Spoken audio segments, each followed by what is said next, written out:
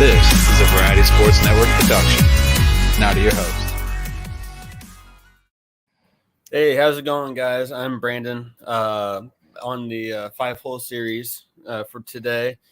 Before we get into any of the real content, we are joined with Steve. He's his first time on the five-hole series with the Variety Sports Network, so I'm to kind of hand it over to Steve and let him do his introduction and tell him a little bit about himself. Hey guys, my name's Steve. Thanks for having me on the five hole. I really appreciate it. I'm just kind of getting started with these guys at the Variety Sports Network, so I'm really hoping to help to add some content and some insights to everything they got going on. It's exciting to kind of get to talk about all this hockey stuff and really help the help people understand a little bit more in depth as what's going on with the with everything going on with the Blues around the hockey league. But yeah, I'm glad to be here. Thanks, man. Yeah, not a problem. Happy to have you on, and it's been kind of trying to get you on a show for probably about the last week or so, and kind of hit some road bumps between now and then, or then and now. So I'm glad we were able to kind of coordinate something to actually get you on the show and talk about some of the stuff that we were going to talk about today. Yeah, absolutely. I totally agree. But all right. So for today, I know it's been about a week or so since it actually happened, but we're going to go through and kind of talk about the kind of the blockbuster trade that happened in the NHL with Matthew Tkachuk going to the Florida Panthers, and then having Jonathan Huberdeau and then Mackenzie Weegar, and kind of going off to Calgary. I believe there was one other player and a draft pick that were also included on the deal, but I was surprised at the actual takeaway that Calgary got from Florida for Tkachuk, because I know the Blues, they were originally talking about trying to trade for him, and there's a few other teams that were kind of in the mix. And for a while, especially being from St. Louis, I figured we had a pretty good shot at getting him, but I just didn't see as big of a deal coming from Florida as what happened. I don't know if you had the same take, Steve, or what you were kind of feeling whenever you saw the Tkachuk trade kind of come through. Yeah, so I thought that the Blues were going to try to go pretty hard for Tkachuk, but from looking at some of the trade rumors and stuff, it would have taken a lot of moves to make it work. And as cool as it would have been to have the hometown kid back home in St. Louis, it's a hefty price tag, man, especially for what they gave for him. So, and some of the guys on the Variety, we were all kind of talking about it. We thought the only real way that we would have been able to really even think of the trade of Tkachuk actually happening was if we got probably like Tarasenko or probably Krug off the books, because I mean they had pretty significant contracts on the books for us as well that were kind of hindering us. So kind of seeing that they weren't really able to do that, but I mean even the deal that Calgary got was pretty substantial for Tkachuk, even though it was just him that Panthers got, but the takeaway that Calgary got was pretty good, I thought. Yeah, 100%, man. I was looking up some of the stats and stuff just from like Jonathan Huberdeau. I mean, he had over 100-point season last year. And did we even have anybody on the team that went over 100 points? I believe the closest person that we had, I think, was Tarasenko, and I think he had 80. No, 82. 82. Points. Okay, I didn't want to say the wrong number and then so I'm glad that you kind of had. But yeah, he scored 104 points, 42 goals, 62 assists last season, and then 10 points, 4 goals, 6 assists in the Stanley Cup playoffs. So Matthew had a pretty good season, and I know Huberdeau, he was right around the same kind of numbers for the Panthers. So that's great for both teams that they're able to get two really big names that kind of go back and forth between both sides. But the only thing I really heard was that Huberdeau wasn't really, I guess he wasn't all that happy to kind of get dealt on this trade, and he was kind of questioning whether or not he was going to sign a long-term deal with Calgary. I don't know what the circumstances were. I know he wanted to stay in Florida, but I saw that he was kind of questioning if he wanted to sign something long-term with Calgary. Yeah, see, I'd heard something similar because I was reading something on Twitter that said that I guess Florida and him were actually in like re-signing talks, and then he gets the call and says, "Hey, you're getting traded." Yeah, and it's like, what? yeah. So I could see how he probably, whenever he got the news that he was getting traded, he probably was a little confused, going, "We've been in talks for a contract extension, and all of a sudden you guys are coming back and saying, 'Hey, we're trading you to Calgary for Matthew Tkachuk.'" And I could see how that could be a lot of questions wanting to be asked on, at least on his end. Right. As far as Florida, though, I'm not sure that. I guess it makes sense for them because they're trading a 28-year-old, or he's 29. Huberdeau is for a 24-year-old. So with similar numbers. So I guess it's it's probably a better deal for them in the long term, hopefully. But man, $9.5 million is a lot. So yeah, I was a little shocked at the extension that they actually. Well, I wasn't really shocked. I was more surprised. I thought it was going to be. I thought it was going to be a little bit lower. I thought it was going to be in like the 7 or 8 million range, but it was in the 9.5 for 8 years. Yeah. So I was pretty. I'm happy for him that he was able to get the deal done and be able to find himself on a good contending team, because I mean, last season Florida, they took home the President's Trophy and getting to numbers that I didn't even think they were going to be able to get to, with I think having 56 wins. So it was pretty crazy, especially in a 82 game season, being able to win 50 something games and only losing 20. That's pretty crazy in a season. But didn't they, like, after they won the President's Trophy, didn't they like fire their coach right after that? Yep, they got rid of their coach. They hired Maurice, I believe it, to come on as their new head coach. I was a little questioning and didn't really know what all happened with that. Yeah, it was kind of weird that all of a sudden they had the season that they had, made it to the playoffs, made it to the second round, and then all of a sudden their coach gets fired. Right. Yeah. The flags to me. There's got to be more to this story than that's not meeting the eye here. Yeah. But I actually just found out that apparently he is open to staying long term. Huberdeau is, and there was initial shock to the matter to being traded, but he says he is open to some sort of extension or long-term extension with the Flames. He still has one. He has one season. Oh, he had one season remaining on the 6-year term that he had for $35 million. So it was. God damn. He.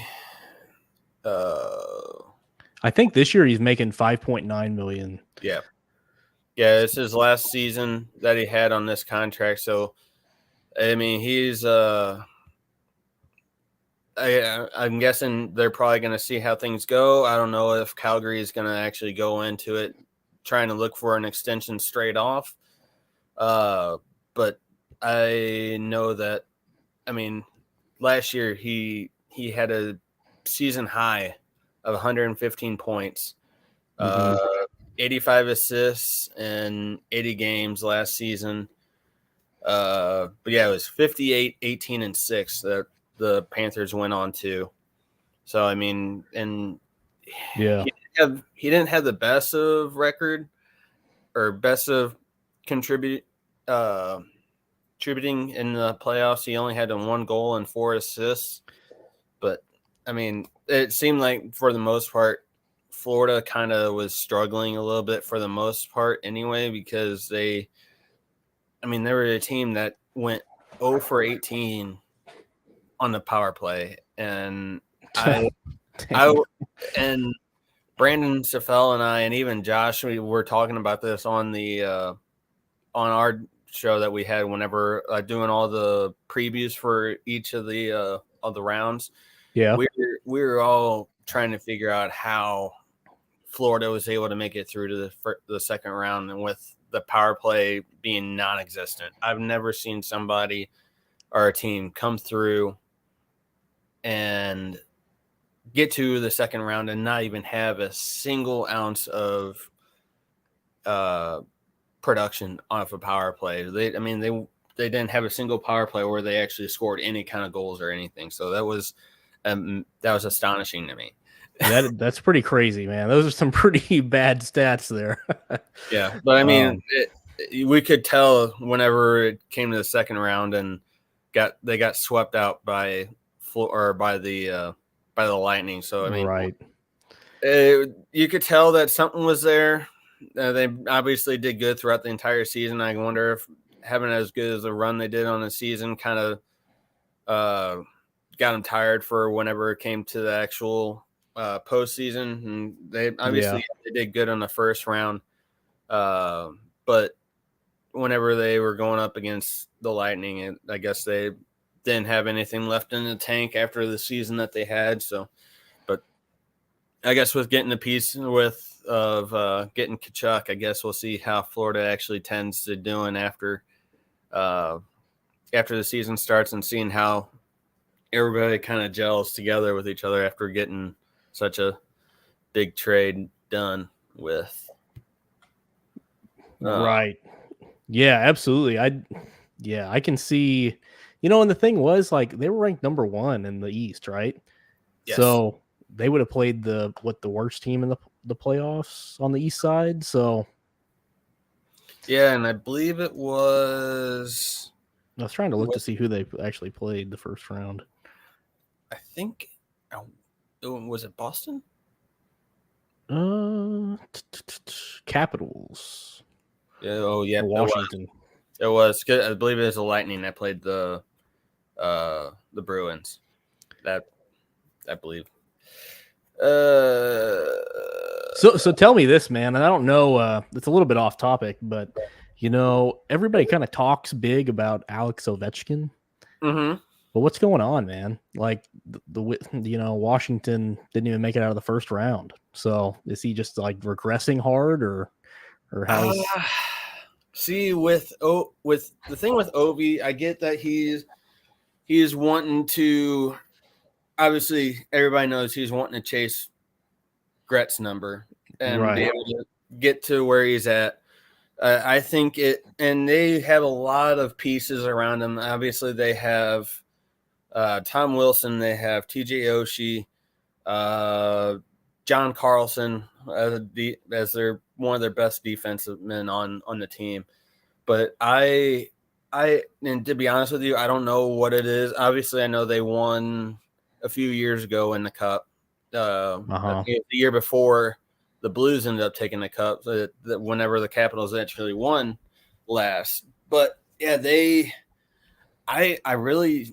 I'm not too sure what's going on with the Capitals. I mean, they had a good season for the most part whenever they were kind of going through and having obviously the season that they had to get into the playoffs.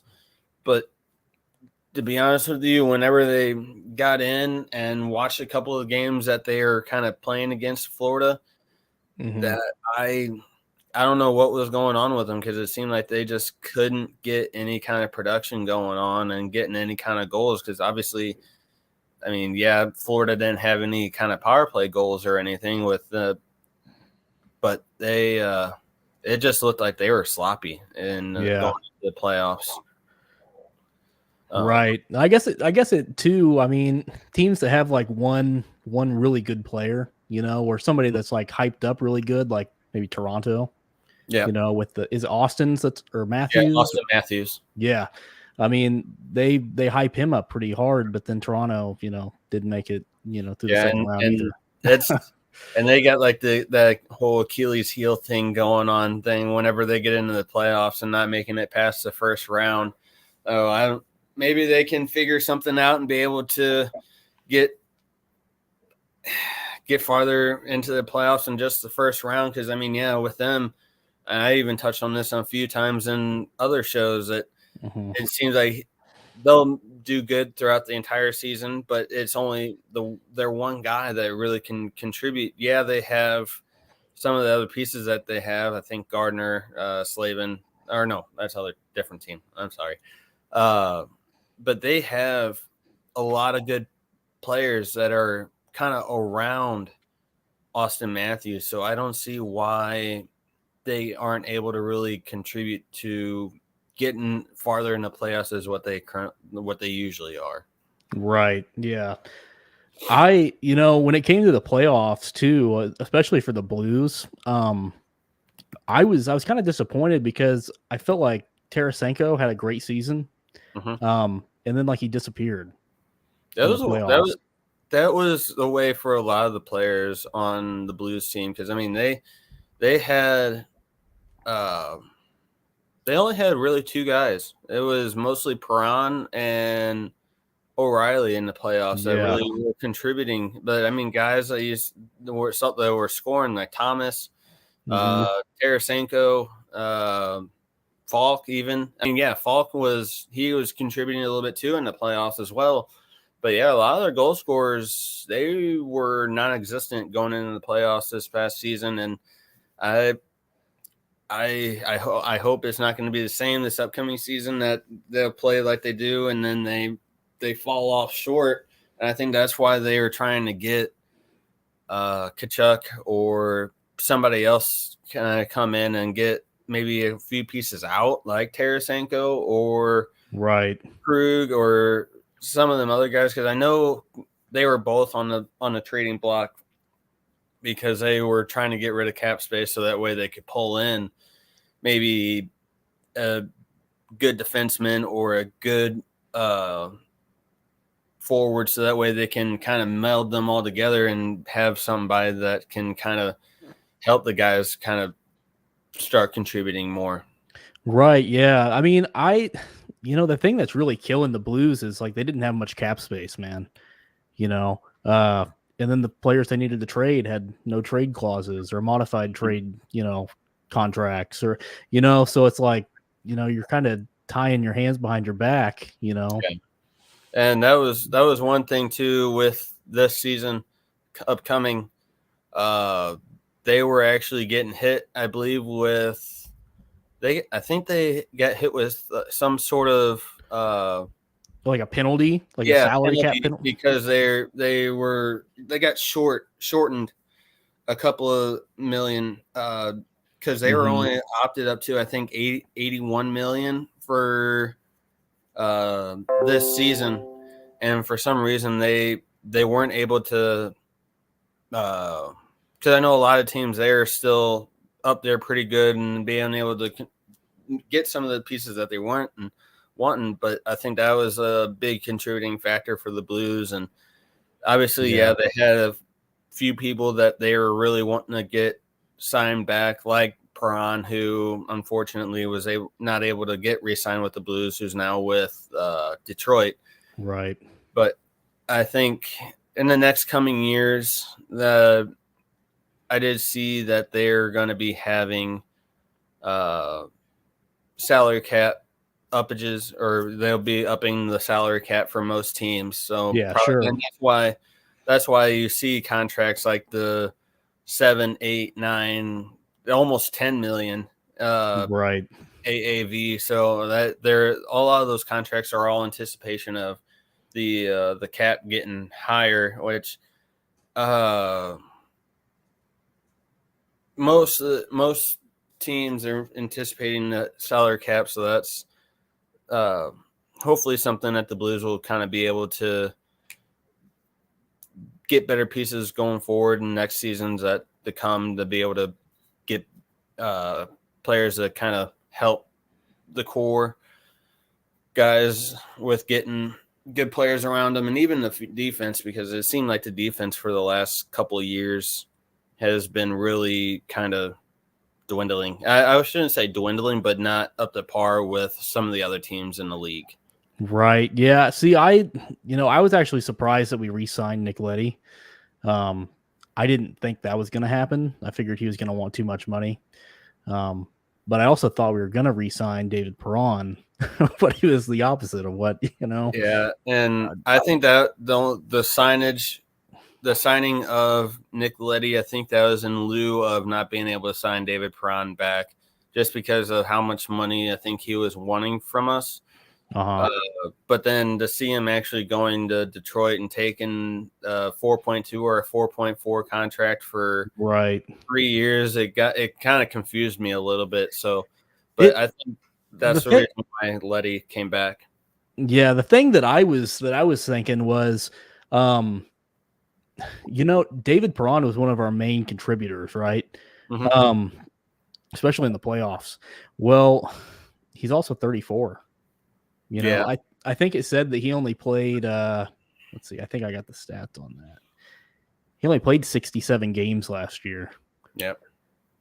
So it's like, do you pick up somebody that plays all 82, or somebody that maybe a little bit more prone to injuries, a little bit older, So I know it's unpopular, but Yeah, and I actually had a kind of a post going in one of the Blues pages a few days ago, or probably about last week sometime. Was a post I just wanted to kind of gauge people on, because I know they're really in need of a defenseman, and this was before he actually signed with Dallas, or not Dallas, but the Ducks. I asked everybody what they thought if they were to sign Klingberg, because I know he's a little bit more of an offensive defenseman. He's really good on the back check. And yeah, I know he was probably a little bit on the downslope of his career with him being in his 30s now. And that was one topic that somebody actually brought up, was that the kind of what you were saying about the age factor. He is getting into his 30s, and that's I think what I read somewhere that the average age for the Blues is like 28 years old or something like that. So, I mean, that's right. They're getting kind of a little bit of an older facade to them. So maybe that's the reason why. I mean, yeah, I get that Klingberg probably wasn't even going to be an option for the Blues with him, who is his age and everything, and probably the contract that he was wanting as well. But I can also understand why the Blues are probably looking to try to get a little bit of a younger group to kind of come in and play. So I can see that kind of being the reason why Perron probably didn't get a re-signing with the team. To try to maybe focus on getting younger players in. I wish Tkachuk would have came to St. Louis, just because he is only 23 years old, and I think he could have been 24. Sorry, 24. Yeah. So I think that would have been a really good signing for the Blues, but yeah. Well, and they also just I don't know if I lost internet or. No, you're good. Okay. It kind of flickered kind of in and out for a second, but you're good. Okay. To kind of get back onto the topic of the Matthew Tkachuk trade, one thing that he did kind of say whenever he was in talks with Calgary and everything, that he thought he did kind of the right way. He had kind of the right way of going about it. He played as hard as he could, tried to be as as much into the community as possible. He wasn't really trying to change his play to really show either the bad side of this play. He was playing the hardest he could to really get the most out of what he could for the team. He was even saying that he hoped that people can respect him for the move that he was trying to make, trying to help them out as much as he tried to help out in the process. He felt like working together with the team really benefited towards the contract. And obviously with everything that kind of went into the trade, they got Jonathan Hubrew and then Mackenzie Weegar. So, I mean, everything that kind of went into season for Tkachuk and for Calgary and even for Florida now, they were able to really make a impact. And even now Tkachuk is saying that he feels that coming to Florida, he feels like he's going to be able to bring a little bit of swagger to the team that maybe hasn't been there in a while, that maybe he can, with having the two teams in Florida, maybe he can bring a little bit of luster to Florida Panthers, maybe to where they can actually top the Lightning, I guess, if they get into the playoffs or even through the regular season. Right. And also on top of just the players that they got, Florida actually sent a first round pick up there too, but yep, it looks like it looks like it as well. Sorry. It looks like it was it's lottery protected though. So if for some reason Florida gets in the lottery, I guess it goes down to like a 2026 first round pick instead. So yep. But there was one other thing that I wanted to touch on with this. Oh yeah, the whole thing with him kind of bringing. Oh, I remember what it was. I don't know if you saw it a couple days ago, but there was a article that came out that whenever Tkachuk had been signed to Florida, Evander Kane ended up making a kind of a hit or kind of making like a jab almost at Tkachuk. And I know there's been the whole rivalry between those two with like the big rivalry between Edmonton and Calgary for the longest of times. I've even probably before I was even born, the whole rivalry was going on between those two teams. But for the most part, it was just them poking at each other for how he could bring some swagger. And it was kind of one of those things that Evander Kane just was kind of making fun of the whole thing a little bit. It's just saying it's not just one person that can bring the like uplifting spirits to a team or whatnot. But I mean, in a way, I feel like in a way that he is kind of right and kind of wrong. Because I was listening to another show on the radio the other day, and they were saying it was more on the baseball side of things. It was like anytime you have like a big name or kind of see a trade kind of come through that's going to be like a big name or something that's just going to help the team better itself, that's always something that when the players see that it's going to be something that's going to be uplifting, that it's going to want to make the players see, it makes the players see that the front office and the people that are trying to bring players in, it's wanting to get it's wanting to make the players want to contribute more to get farther into the season, but do better and make it into the playoffs and actually win. Right, kind of to take the next step and kind of be build up the team a little bit more through that transaction. I totally get what you're meaning, man. I personally I kind of worry about the Tkachuk thing a little bit for Florida, just because they had a really great line up there. And in Calgary. I mean, they had Johnny Gaudreau, they had Lindholm, and then Kachuk. And I almost wonder, I wonder if their numbers are a little bit you think they're probably decreased a little bit with losing Gaudreau and now Kachuk? Yeah, I'm wondering if each individual, because all three of those were really good players, Mm-hmm. if they go separate ways, if their numbers all come down a little bit, Yeah, I mean, in a way, they all have kind of gone their separate ways because Gaudreau, he signed with Columbus, right? Kachuk, he's signed with Florida, and so and Lindholm, I don't even know if is he still with Calgary or does I'm pretty sure he is. Okay, but yeah, I don't really see with everything, all the pieces that have kind of moved on from Calgary. I think one of my buddies even touched on this, that they think Calgary got the losing end of this contract or this trade a little bit. Because, yeah, I know they got Huberdeau, but Huberdeau, yeah, Huberdeau, and then Uyghur as well, just to boost their defense a little bit. But I mean, they're losing probably one of the top elite forwards in the game. He's got a long time to grow still too. So yep.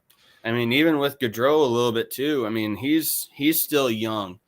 Oh, I mean, no matter how you kind of look at it, they're two of the players that they lost this offseason. I think it's gonna hurt Calgary in the long run. But yeah, I'd say you're probably right. I mean, because Huberdeau's 29, so I mean he'll be hitting the 30 mark, this next season. So who knows from there? A couple years if he even resigns. Yep. But yeah, I was looking at some stats and stuff, and it shows that 2 years ago in 2018, 2019 was that the last full season. But they have shortened seasons the next two. Mm-hmm. Because of COVID and all that. He went from 77 points to 104. Kachuk did. And it's kind of interesting just looking at the stats and seeing how it increases and decreases as the years go on. Yeah. But yeah, and I mean, teams, they're always going to have their periods of time where they're going to have their really, really good runs. And then you're going to have the periods of times where teams are going to have their really, really bad runs.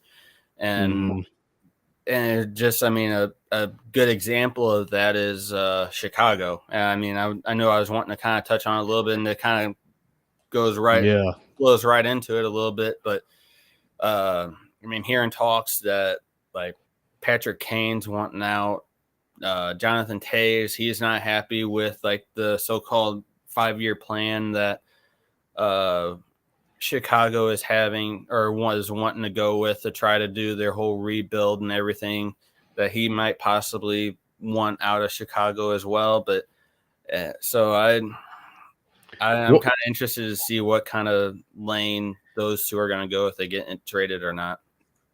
Well, I mean, I'm trying to remember exactly what it was. Back at the draft, on draft day, they traded DeBrincat.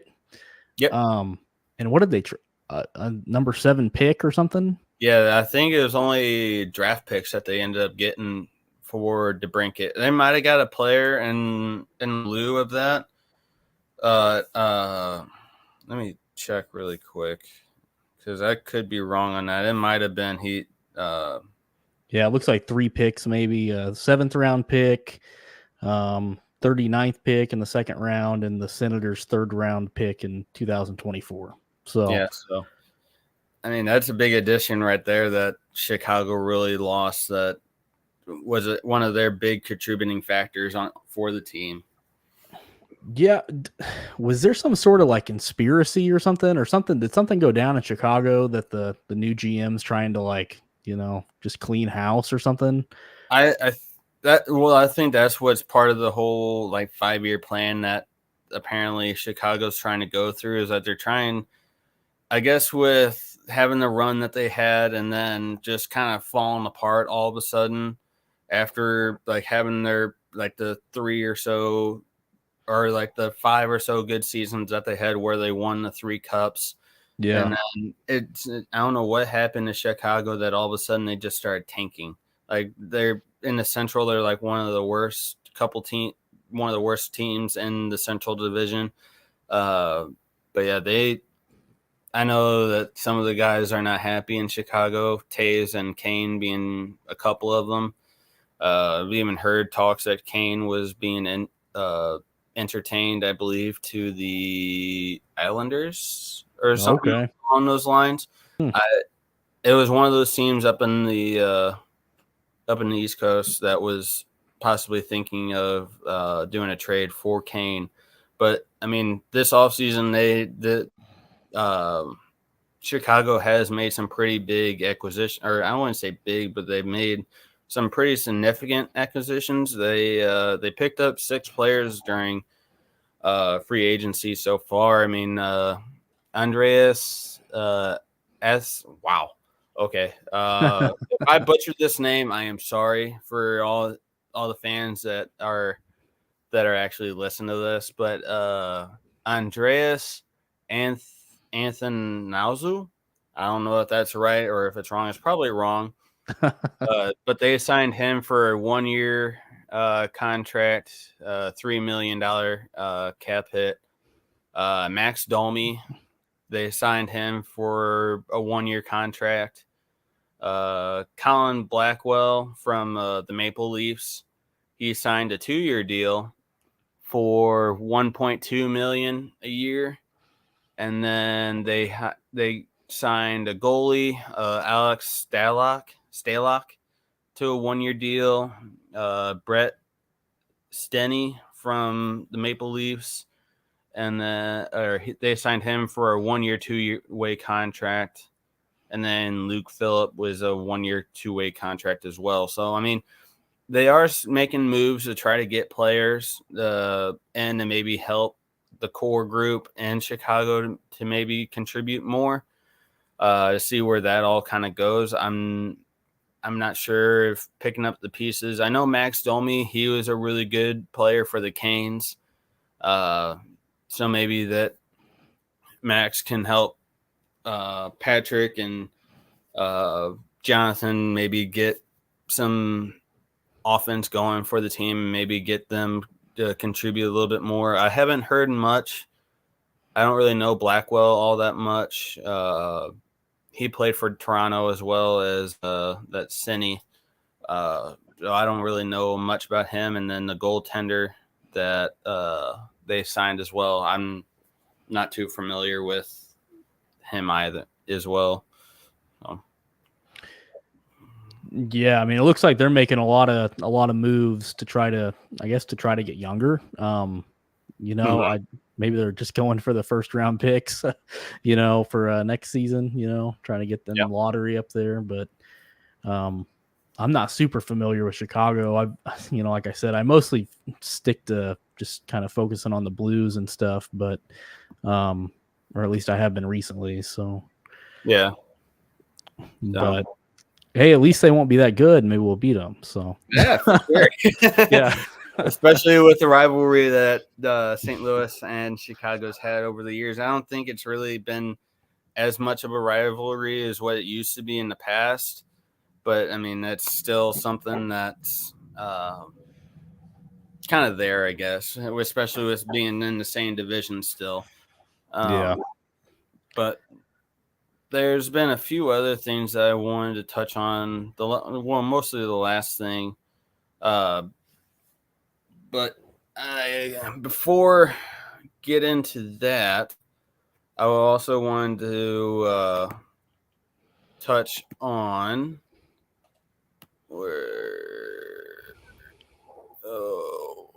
I know we have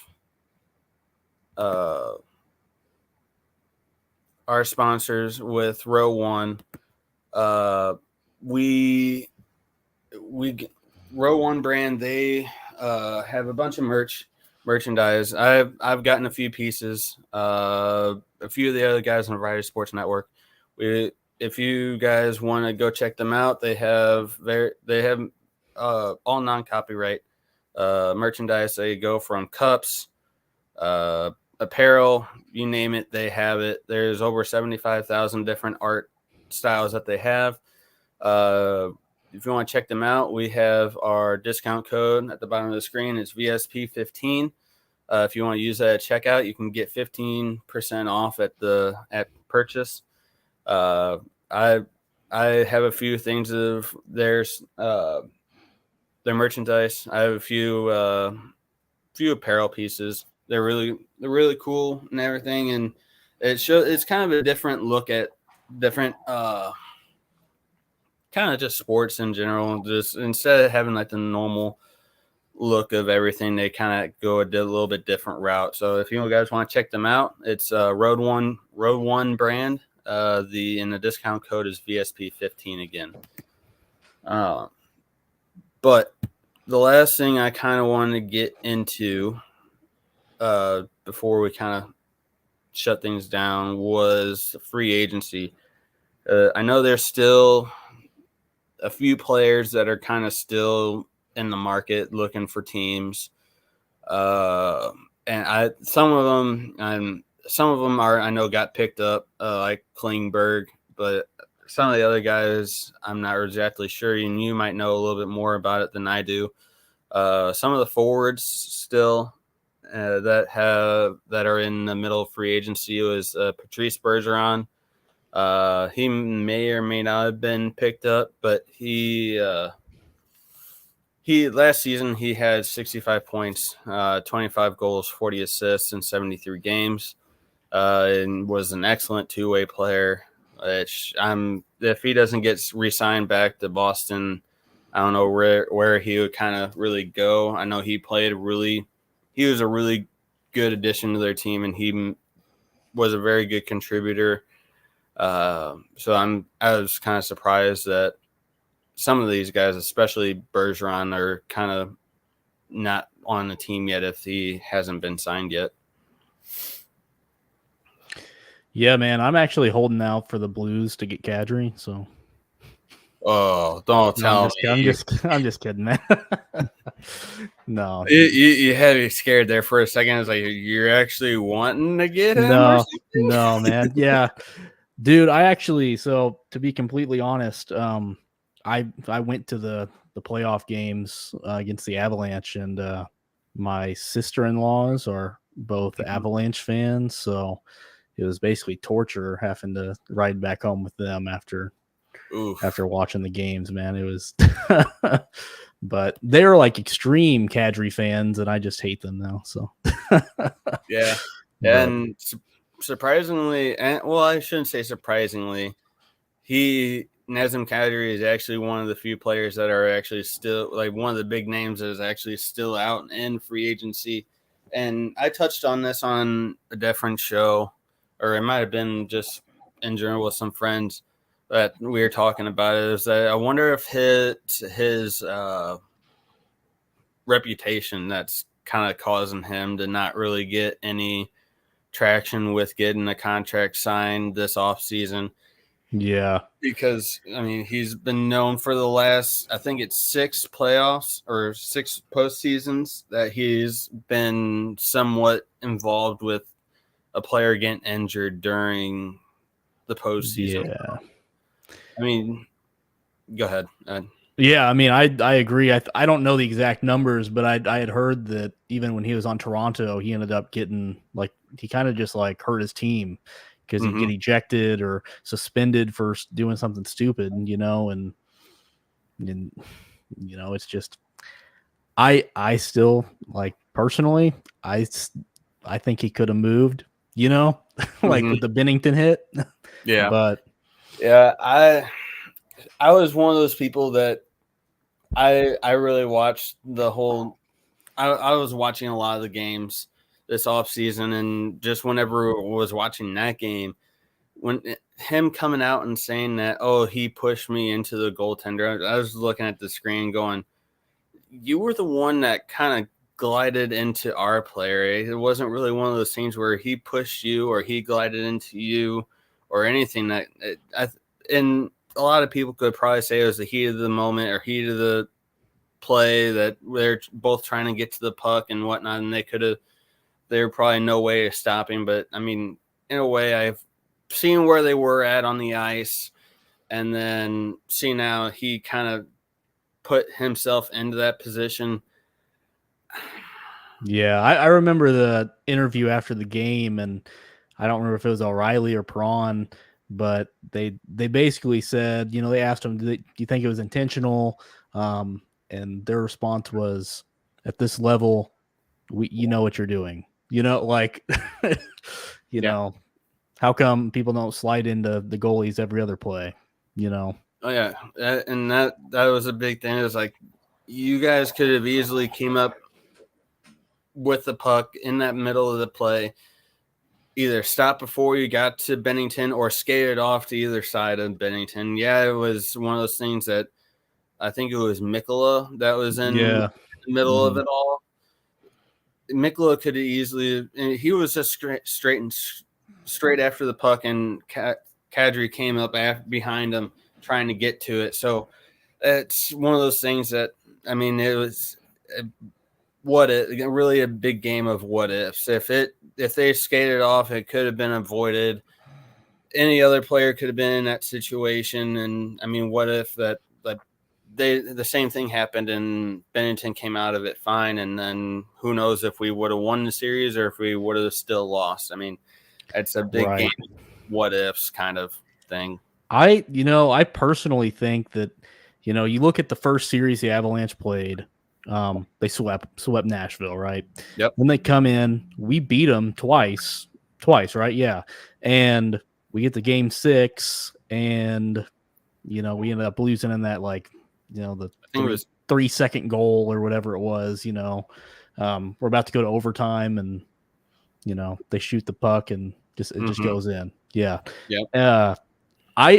And then they go to the Oilers and they sweep the Oilers, So I'm like, if Bennington wouldn't have got hurt, maybe we won, who knows where we're at, Yeah. And there was I thought this from even before the Colorado St. Louis series even was a thing, that whenever that did happen and St. Louis and Colorado were going at it with each other, I kind of figured that whoever was going to be the winner of that series was going to be pretty much the team that probably was going to go on to win the Stanley Cup.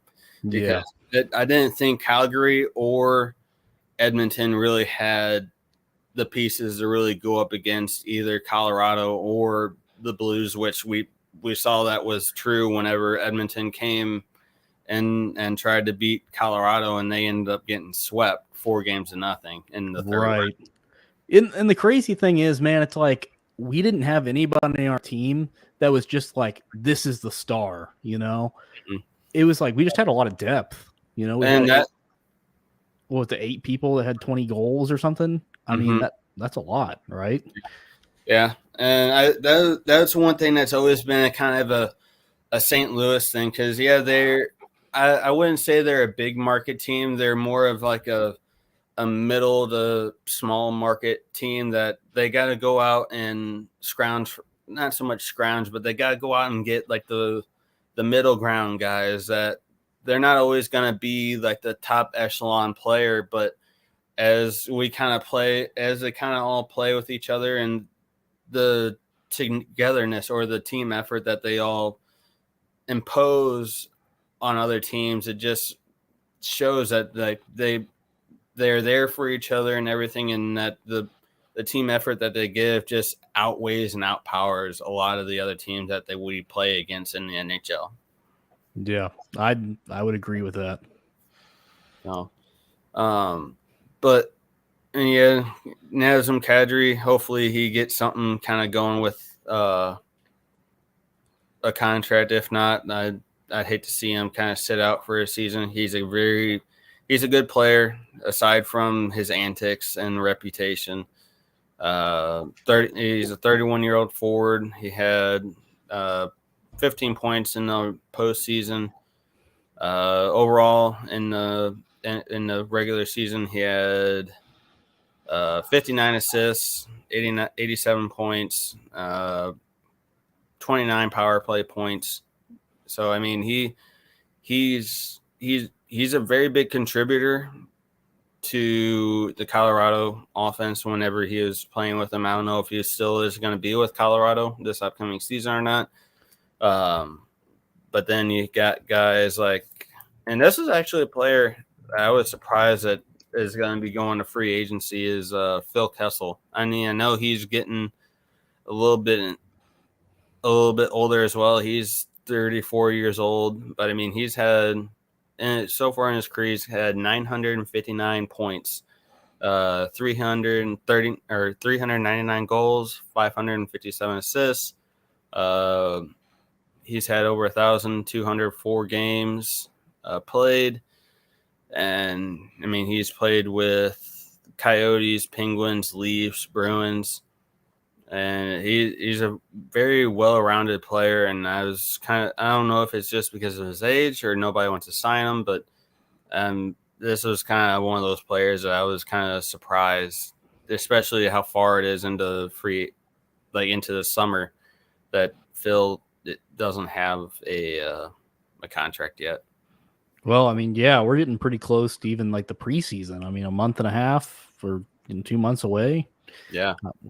So more like a month now, because I mean we're at the end of July tomorrow's the start of August. So I mean you got to think about it, that August 7th, I believe, is when the first preseason game starts for the Blues, at least. And is it August or September? September. Oh, okay, gotcha. Yeah, because I believe it's September 7th, the first game that they're playing, and it's one of those games that's going to be out in Kansas City. Right. So that's with Arizona, I think. Yep. Yeah, I thought about going, and I was like, yeah, that's too far.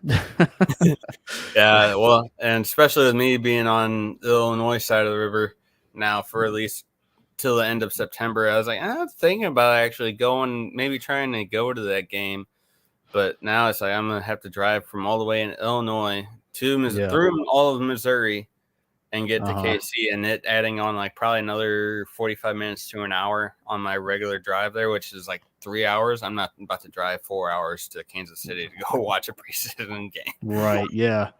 That's like the cool thing is, like, the cool and the bad thing is where I live, I'm like, an hour and a half, 2 hours from everything. So, it doesn't matter where you go or, Yeah. And speaking of the Coyotes, one of these days soon, I was actually going to have another podcast, on the 5 hole, kind of talking about the Coyotes and their situation, with like their arena and why they're having to play. Oh yeah. In the college arena, and that was probably be a pretty big show, because I know Josh and Brandon and a few of the other guys were all kind of wanting to get in on that show. So, but I definitely have to kind of figure something out, because with the season kind of coming up in another month or so, I'm gonna probably have to have that episode soon. Yeah, for sure. I know I saw something on Twitter about their season ticket prices, and people were like, dude, it's in a college arena, man. Yeah. Well, and like tickets I saw were going to be upwards to like maybe $100 a piece, regardless of like where you were at in the arena. Everything was, I think, might be the lowest ticket price. I know they're going to be like up and down, but the lowest ticket price I saw, I thought was going to be like $100 a ticket. Yeah, tickets are weird, man, across the league, because like the Blues, I feel like are kind of like mid-range. It's $70 for an upper bowl, somewhere around there, 70 to 100. I looked at Vegas tickets. Have you ever looked at Vegas tickets? Not very much here recently, but this upcoming year, I thought about maybe taking some time and maybe trying to go to a Vegas St. Louis game out in Vegas. Right. Yeah. So I looked at the tickets, and maybe because it's like preseason, before the season actually starts, upper bowl was like $200, man. Oh, I was like, what? Dang. Yeah. So maybe they'll go down. Who knows? But Yeah. I was like, I Hopefully. can't afford that, dude. Yes, but yeah, because if I take a trip out to Vegas at some point and wanting to go to the game, I might skimp out if they're gonna be like $200 a ticket for Upper Bowl. Dude, That's a little steep. I saw that they're having a deal on plane tickets out to Boston. Oh, really? Whenever the Blues play out in Boston. So I was thinking about going to that, but it's in November in Boston, so it's gonna be like 8 feet of snow, so I'm not sure if I'm ready for that. Yeah. That'd be a little, but kind of in speaking of St. Louis, and the last forward that's kind of on the list, kind of a bigger name. He was an ex-Blue. He played for Winnipeg here this previous season. Was Paul Stastny. He's still kind of going through free agency. Stastny had his most points, 45, since the 17-18 season when he had 53 points with the Jets and Blues. He's now 36, so I mean that could be another contributing factor. Seems like that's kind of the consistency with a lot of these guys that are in free agency now. They're all kind of the mid 30s range that people, I guess, teams aren't too sure if they're wanting to get these older guys on contracts or not. But that's kind of weird to see Paul, especially with his caliber of play on emergency. I mean, like I said, this article came out within the last week or so, whenever we were supposed to have podcasts originally, and a few things could have changed, like Klingberg going to the Ducks and everything. So it's kind of astonishing that Paul Stastny had a contract yet. If he has, since I saw, that's great for him and everything, but I don't know if he's had any luck yet with getting a contract.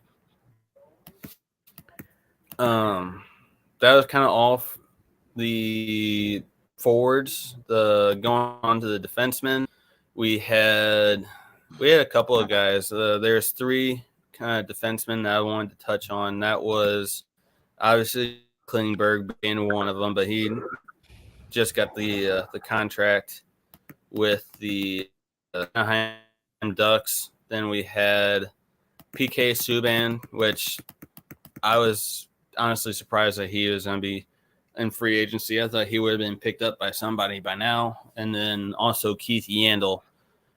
He was with the Philadelphia Flyers. Yet again, I kind of going through all three of these guys. Klingberg was the youngest of the three, being 29 years old. PK, he's going on 33, and Yandel's going on 35. So, and they've all had decent seasons. This past season, Klingberg had 47 points, 6 goals, 41 assists. PK had 22 points, which that's kind of surprising coming from PK. I thought he would have had a little bit more contribution to the team than what he did, only having 5 goals and 17 assists. Then again, how many seasons now has it been since he moved on from Nashville to New Jersey? It's only been a couple. Yeah, probably. So yeah, I'm not 100% sure on that. Okay. He's kind of had stints with Montreal Canadiens, Nashville Predators, obviously, and the Devils. Then Keith Yandel, he had just 19 points this previous season, 1 goal, 18 assists in 77 games. So it's kind of seems like he is kind of on the downward slope of his kind of career, not seeing really the numbers that I used to see out of Yandel. And then goalie there was only one goalie that I was really surprised to see in free agency, and that was Braden Holtby. I figured he's 32 years old as well. 32 years old as well. He was 10-10-1 with a 278 goals against average and a 913 save percentage in 24 games last year with the Stars. I hope he is able to get on a team as well. He is a really good goalie, and who knows if things go downhill with the new addition to the Blues, Grease, maybe something can be kind of worked out possibly with Holtby to come as a Blue. Yeah, I don't know much about Grease. Hopefully he can. I'm guessing Bennington's gonna have to take most of the reps. I'm guessing. Yeah, we'll kind of have to see. I'm not really familiar with Grease as well either. I don't really even know where he kind of came from, to be honest. Was it the Islanders? It might have been. I'd have to look it up and see. Yeah. But yeah, that was kind of all the stuff I had for today. Guys, if you want to check us out, you can find me on Twitter, Facebook, Instagram. My name down below, BMore1893. If you want to follow me, no, we have. I'm most of the time I'll be putting stuff out a few days prior to putting shows up. Steve, I didn't know if you wanted to put your stuff out for anybody that's listening. Yeah, absolutely, man. I'm mainly on Twitter. I've got some Facebook and Instagram stuff, but that's mostly just personal. So, Steve Buxton NHL. You can follow me on there. I try to share some stuff whenever I see it. Hopefully, as the season picks up, we'll start having some more content out. So, but I really do appreciate you having me on, man. Yeah, for sure, man. I was glad to have you on today as well. For you as well as the rest of the guys, I'm gonna try to be doing a lot of the NHL series and even the Blue podcast. Try to have those dates to kind of have a little more of a soft schedule with it. If something kind of happens or I'm not able to have a show on those days, I'll be sure to let you guys know. Be sure to check out some of the other guys' show. I know Logan and Josh, they have a really good thing with the 7th stretch and the Cardinal Chronicles. They just had a big couple of shows within the last couple of weeks for the MLB All-Star Game and Home Derby. So if you guys haven't, go check those out. But until the next time, this is me and Steve signing off, and we'll be sure to check you guys out in the next one. See ya.